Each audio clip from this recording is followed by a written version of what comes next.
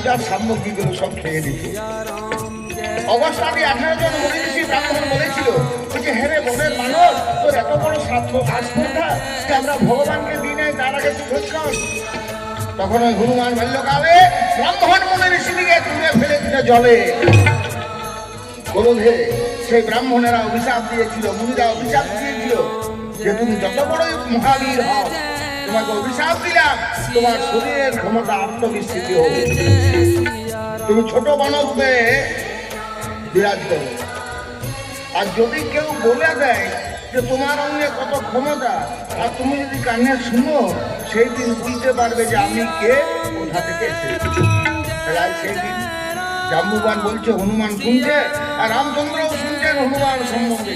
বড় জোরে জাম্বুবান বলয় বচন, জয় জয় হনুমান, জয় জয় হনুমান।